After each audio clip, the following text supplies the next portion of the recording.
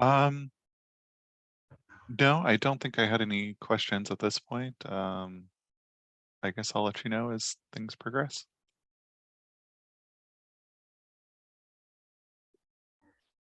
All right, thanks, David. So we will go ahead and pass it over to Ryan and Joe to present about a CLT project in the pipeline or projects.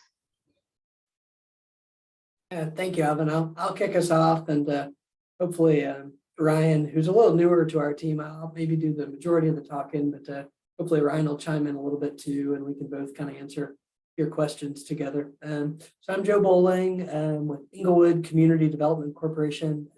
I've been with our not-for-profit for about 25 years, both in a neighbor capacity, neighbor volunteer capacity, board capacity, and as executive director for 11 or so years now. Ryan, introduce yourself and kind of say what you do as well.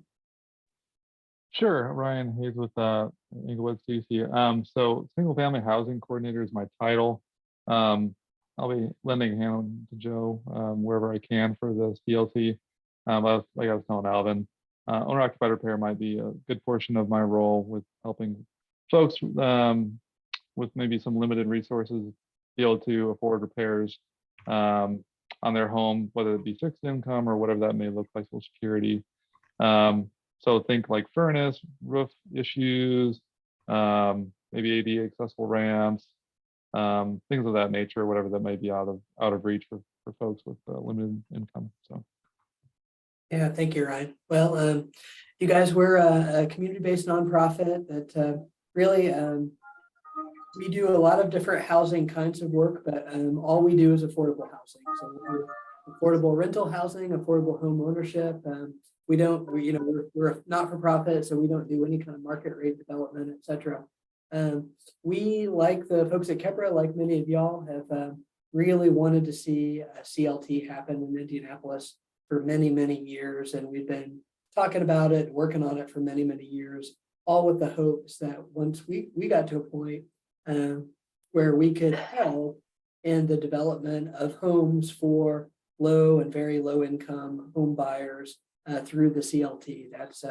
That's important to us, and so we're really, really glad to be part of the coalition and the group here, even in kind of a unique role with this project. So we wanted to give an update on a project that I think we've updated and talked about in this space maybe 4 or 5 times now, and that's called Temple Avenue Townhomes.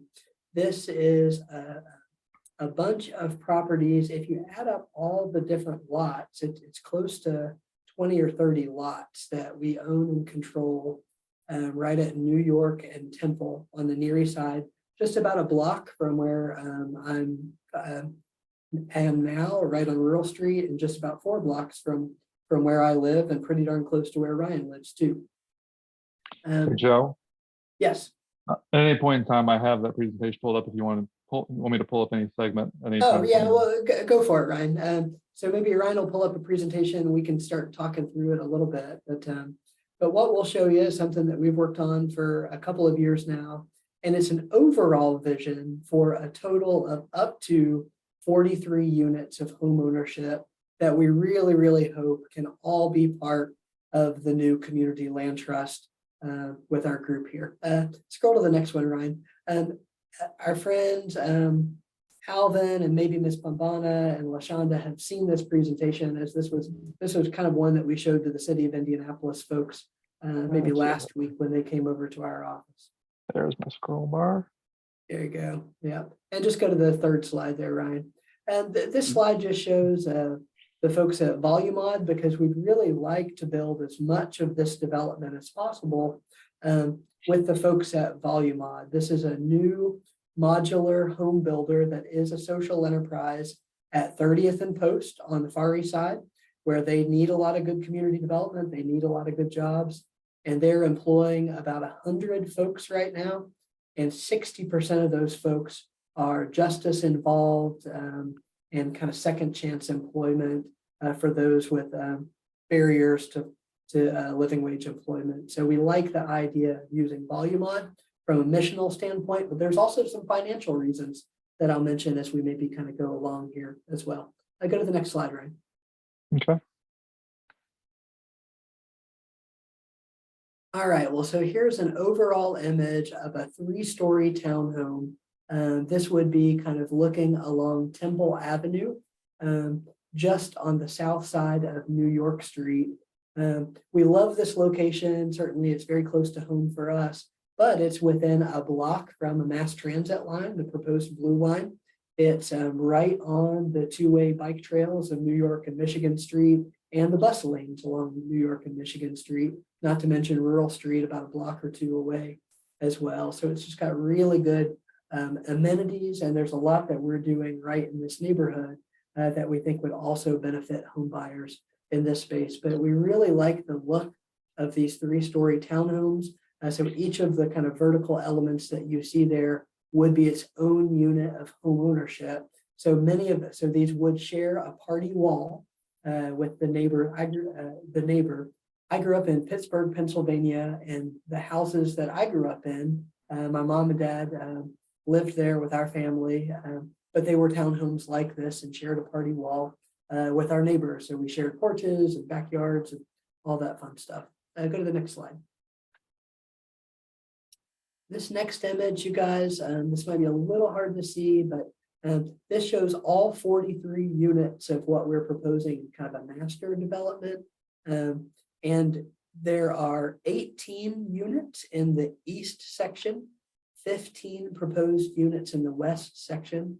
And then there are 10 2-story townhomes in the south section that are essentially, they look like duplexes or doubles, but they would be individually platted and sold, just like a unit of home ownership would be. We'll zoom in, or we can kind of go back to some of these, but the east and the west townhomes would be individually platted around where the building footprint would be, and that's kind of the white and gray box up on the street. And then each of those units would have a rear garage from the back, but then also amenity areas in both the west and the east, kind of part of the development. These are fairly similar in some ways to what Onyx and East are building all through the city right now.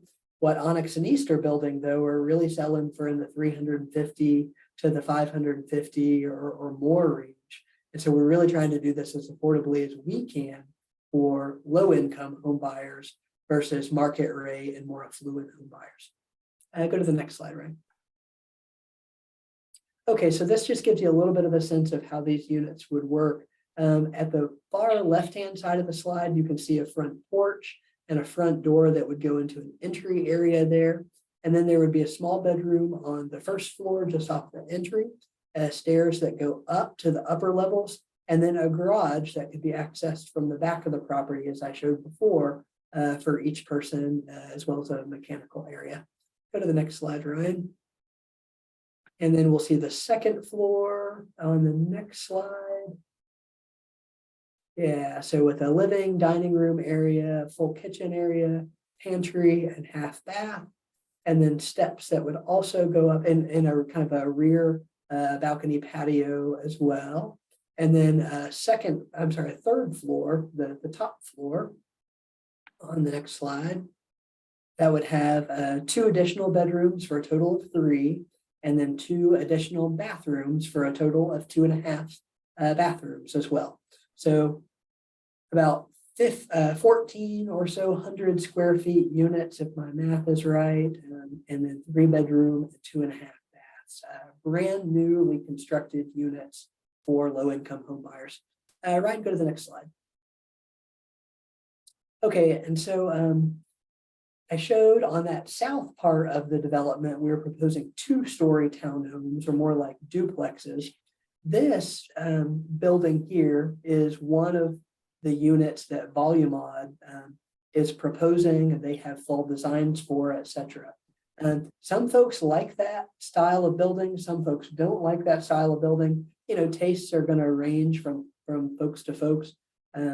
We really tried, though, to engage neighborhood residents in this work, and there just wasn't as much consensus for this design with some of the local neighbors that are part of the neighborhood association et cetera, et cetera. And so we really worked with Volumod and our architect over the last little bit to kind of redesign this to maybe look like a more traditional Near East Side duplex that would maybe fit a little bit more with the context of this block. And so this is kind of what we had come up with.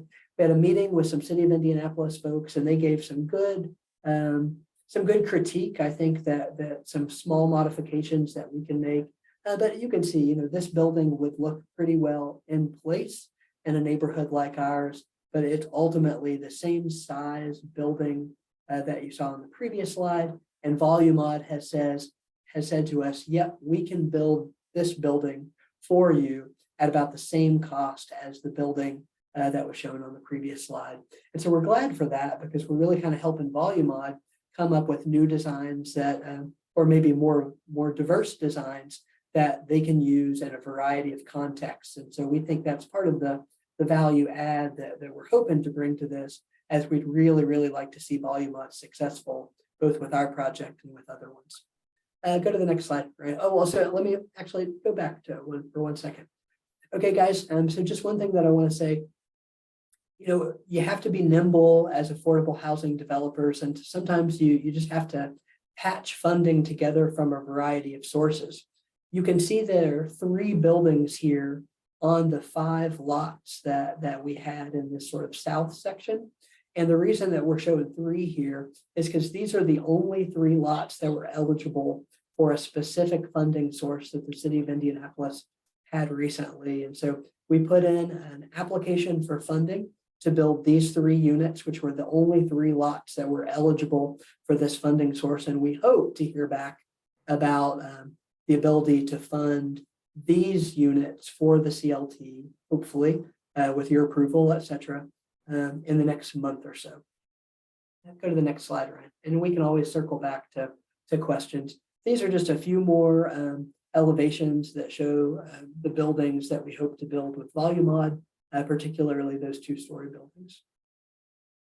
And we won't linger on these, but you can see, you know, these are a living room, kitchen on the first floor with a bathroom, and then a second floor with 3 additional bedrooms and 2 full bathrooms as well. So again, you know, 2.5 baths, 3 bedrooms, kind of like the 3-story townhomes that we showed you for those 3-story townhomes.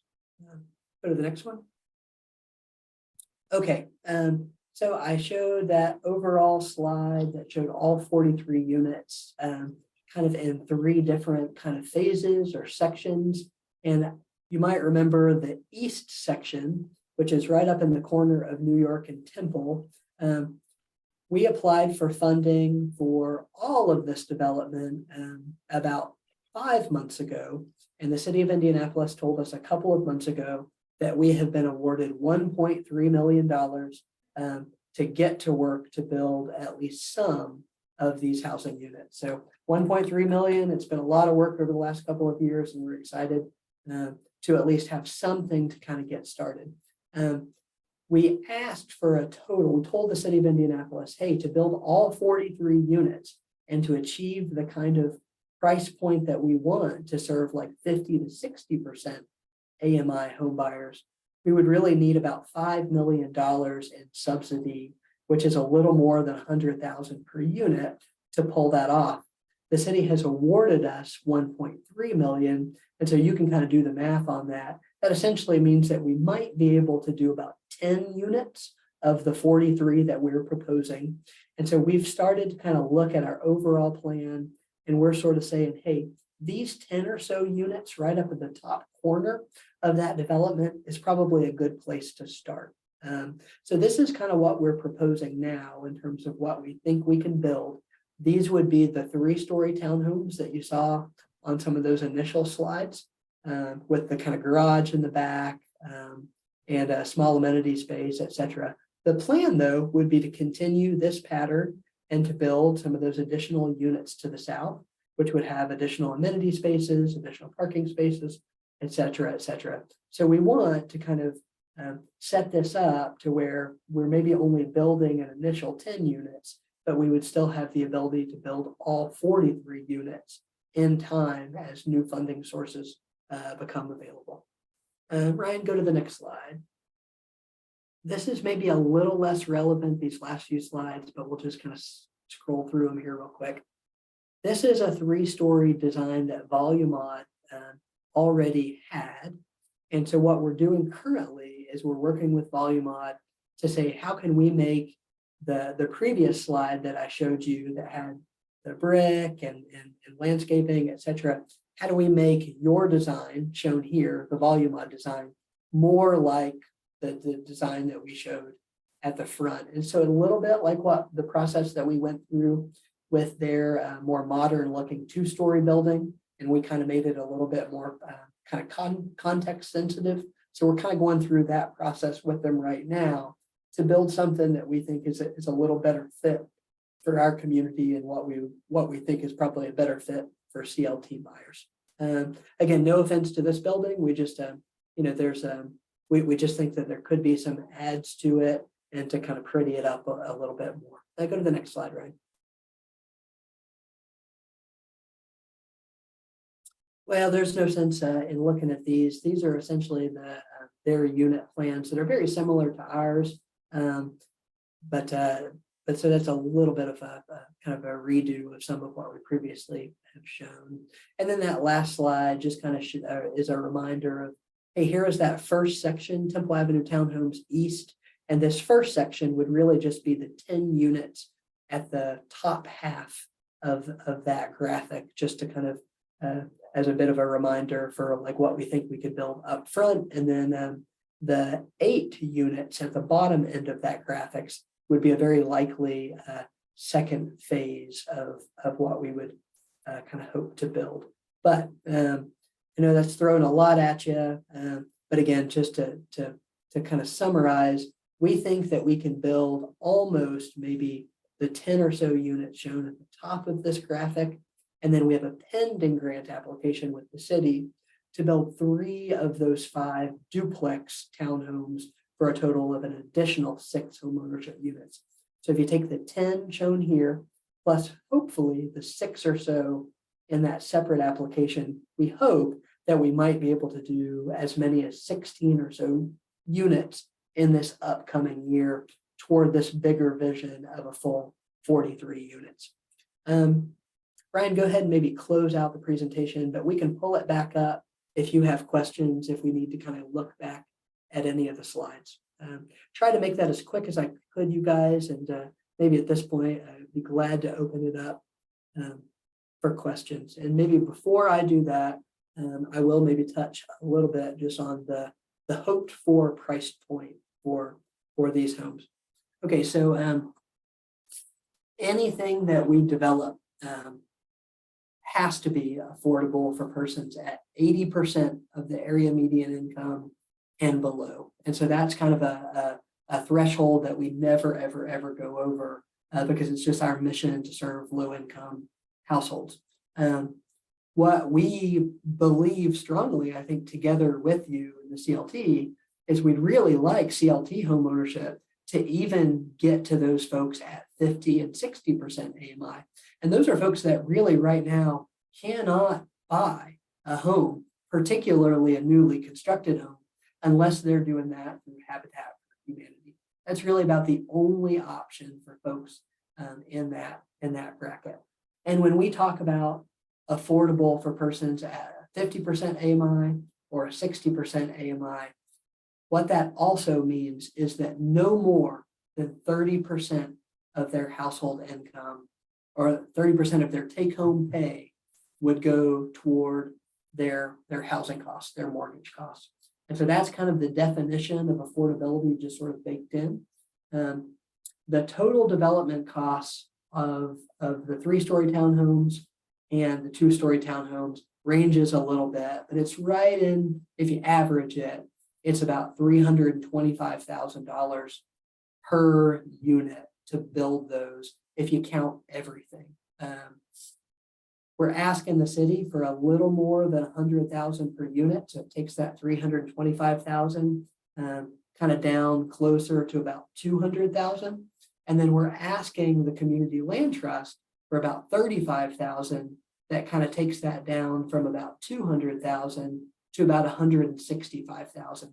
Could be a little less, could be a little bit more, depending on kind of the 2-story or the 3-story, but to just kind of make it a little easier to digest. That's kind of the math here. Do I wish that we could make the homes available for $100,000? Absolutely.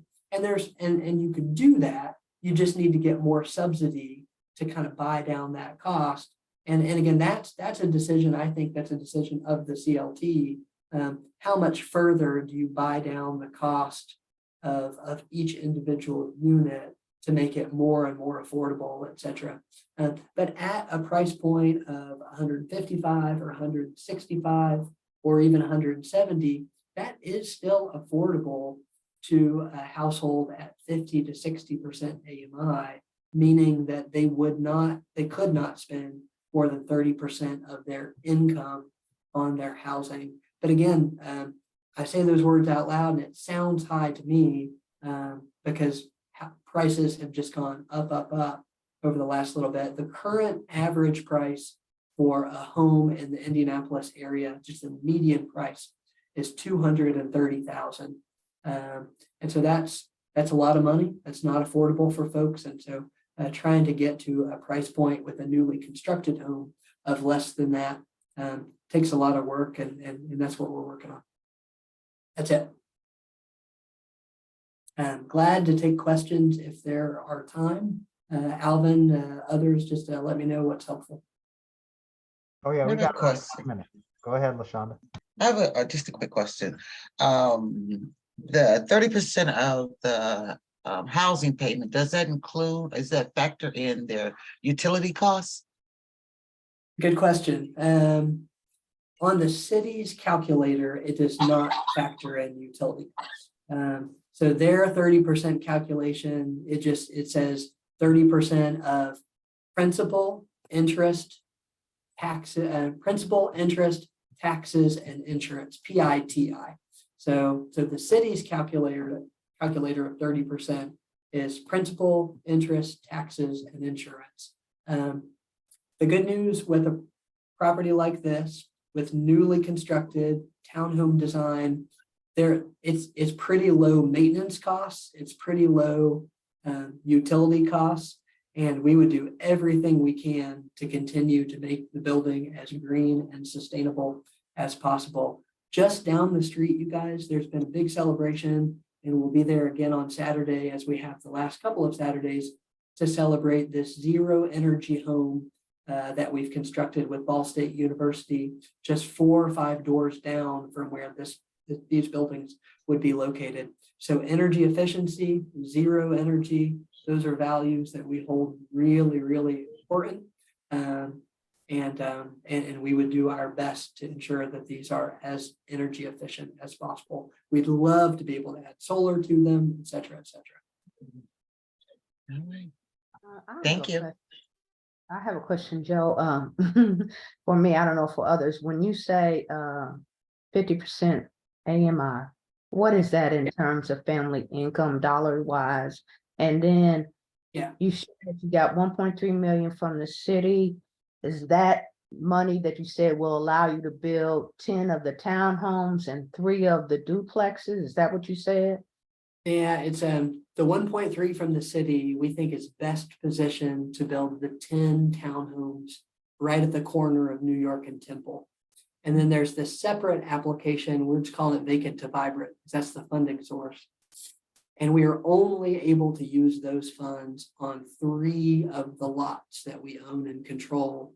And so we're proposing to build the 6 2-story kind of duplex units on those lots. And yeah, so that's kind of how it breaks down. If you want, or tell you what, I don't need to share a screen for this. I'm just looking at the city's calculator. I won't make you look at all this. But if I go to, and I sent you guys all these budgets, but if you just go to that buyer affordability tab, Pompana, you'll see the city has this calculator there that shows all those AMI levels. But if we, so this with a 4 person household. This the HUD regulations for our area is that it's a household with an income of $47,000 is a 50% AMI household. Okay, thank you. Yeah, and it really what that means, you could just kind of double that. And that means that if a $47,000 income is 50%, to get to 100%, 50% times 2 is 100%. So that means that the average family in central Indiana right now makes about 94,000. And so this is serving folks that are 50% of the area median income, which is about 47,000. We had a question come in from Gabby asking about the parking spots on the plan, and she didn't see any for residents. So Gabby, I'm assuming you're talking about the townhomes design. There'll be parking on that first floor level. I think it's only for one spot. I think the few spots that you may have seen are probably just for guests. So if you want to speak any more towards that, I think on the duplexes on the south parcel, we're talking about having pads on the back portion behind the duplexes, Gabby. Nice. I just was curious. I know that you said it was situated near public transit, but some people still have vehicles or need them for their businesses. So Yeah, Gabby, that's always a difficult one. So I think on this one, in that east section, 16 of the 18 units would have access to kind of their own garage space. It looks like the current proposal is 2 of those would have that extra space where the garage would be, but the other units are so close to it that they may not have the kind of interior garage in the same way. But again, there's just a lot of folks that don't have cars, don't want to have cars, and that's not a significant thing for them. But for the most part, we want folks to have either a garage or a dedicated parking space. awesome. Yeah. Another question came in from Beth about folks unable to use stairs. Joe, do you want to take that? I think that might be geared. Maybe we talk about the duplex option on that. Yeah. So with most of the developments that we would do, there would usually be an option for persons with mobility challenges, and the duplex option would be the option for persons with mobility challenges, as those could have a ramp added or would just have one standard at the back. Obviously, with a 3-story townhome design like this, a person in a wheelchair, you're probably not going to be able to afford to put an elevator in, and so it really wouldn't be a good option for a person in a wheelchair, the 3-story one. But the 2-story one potentially. But again, the bedrooms are upstairs, and so it is a little bit of a challenge. So they would be visitable for persons with disabilities, but may not be the right fit for a person in a wheelchair. And my question is, and I don't know, we're new to housing, even though we've been hosting conversations about CLTs since maybe about 2018, 2019. But Joe and Ryan, can y'all share with us? Because one, I'm like, even though you got money for, let's say, the 10 plus maybe 3, you obviously already own the land. How long have you been working on this? And how long did it take to bring this to fruition to even begin to get some money to build the houses? Yeah. We've been working on this concept for, I think, about 18 months now. But if you look at the ownership of this site, it'll say St. Lucas Lofts Limited Partnership.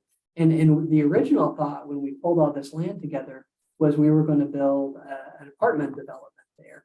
And to make a long story short, it just it didn't score very well for some of the complicated scoring mechanisms that the city and the state have. And so we ended up picking up that idea and we moved it over to New York and rural, and we were successful there. And so we were able to get funding because the site scored better. And we're under construction now on a 48 unit building that we will call St. Lucas Lofts. But when we made that switch and we switched over to the new site, it really left us with, okay, well, what do we do at the new site?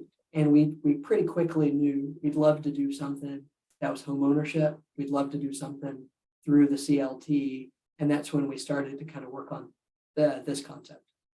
And you acquired the land 18 months ago?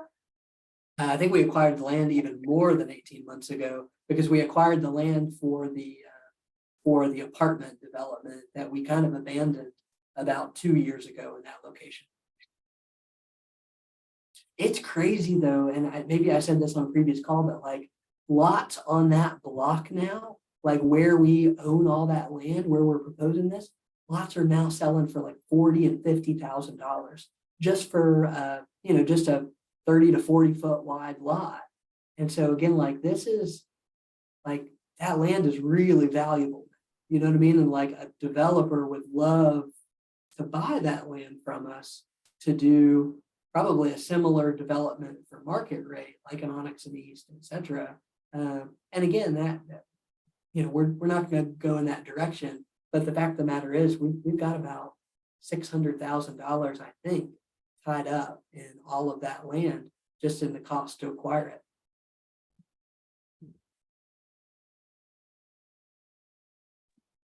And I think that really underscores the importance of using the CLT model in that sort of a gentrifying neighborhood that's seen such rapid appreciation that, if it was a traditional homeownership model where the restrictive covenants would run out in 10, 15 years, those folks would be very incentivized to sell versus the CLT model in that neighborhood specifically, that would see those homes stay affordable in perpetuity. So I do think that, that location is certainly ideal for a CLT development, given the market conditions right now, at least.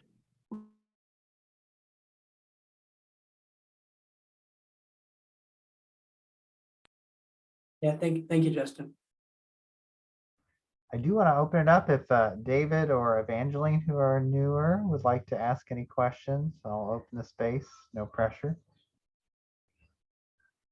I was just curious about kind of the funding pipeline, I guess. And so I know it's a grant from the city to kind of get construction started, and then from selling the homes. But then as far as like past years and acquiring the land, like what your funding sources are and possible future funding sources to acquire more land? Well, to acquire more land, hard to say on that because it kind of would depend on the circumstances, et cetera. But we really do try to keep our ears to the ground and look for opportunities. And then we work with either our like lines of credit or a partner like INHP or IFF or others and say, hey, we've got a good deal on a piece of land that we think would support affordable housing. Would you help us acquire it, hold it for a period of time until something materializes? But maybe just to get to your question, just in terms of funding sources. Okay, so like was saying kind of like the total development cost per unit is about $325,000 per unit, right? So if we're getting like $110,000 from the city, that's about a third of what we need.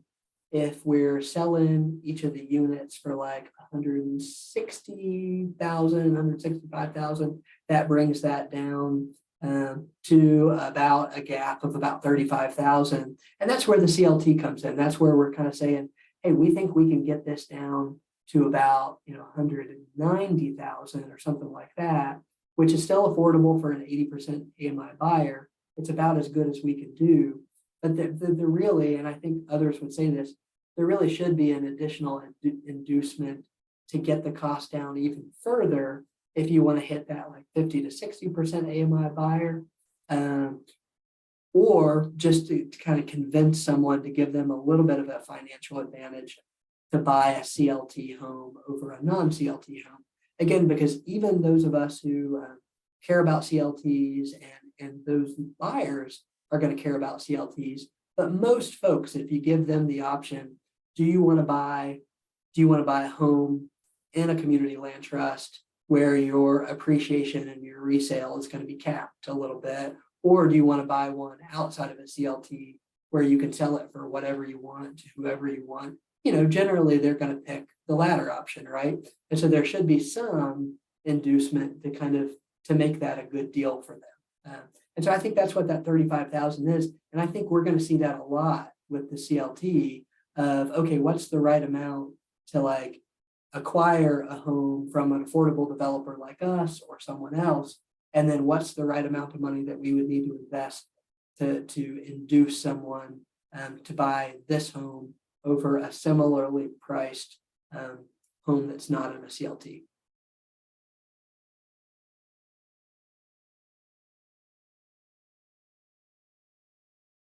I just wanted to ask, is there a particular market you're going after? Because I think the CLT model would be very appealing to both young people and older people. For instance, my husband and I are childless. We don't need to worry about leaving our fortune to anyone. This would be very appealing to us if we lived in Indianapolis.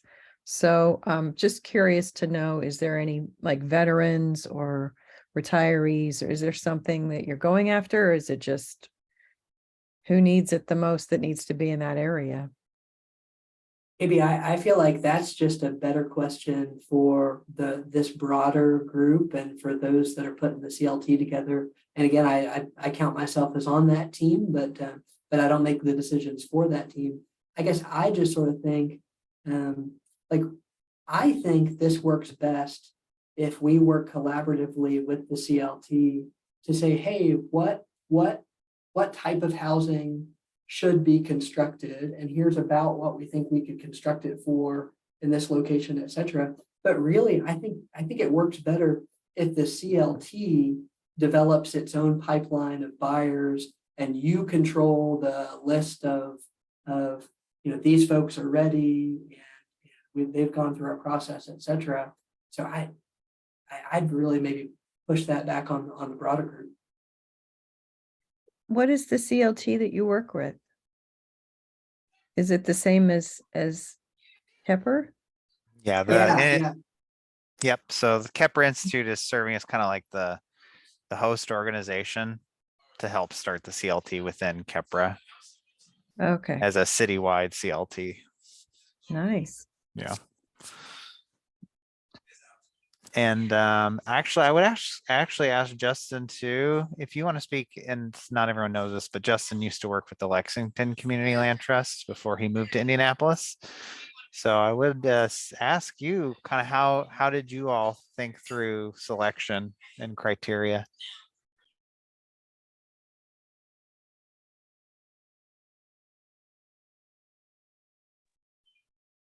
If you're able to speak.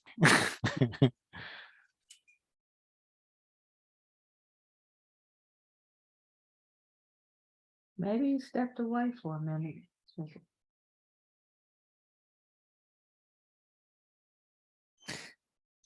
Yeah, and Gaby, I can just speak generally to CLT. Like generally, like CLTs will like have a whole system where they educate home buyers to make sure they're like clear on how it works. And then they like apply and then are qualified for both the income ranges. And for sure, CLTs definitely like cap it at like 80% max. Some go like lower and focus lower and have different criteria to help like make it so that it's both like fair, but also is targeted at the communities that the CLT is trying to serve, whether it's the lower income or other criteria. And sometimes that's done by like weighted lotteries and things like that, and like kind of like wait lists. Okay, thank you. Okay, we've got 3 more minutes, so I will open it up for a final question or thought.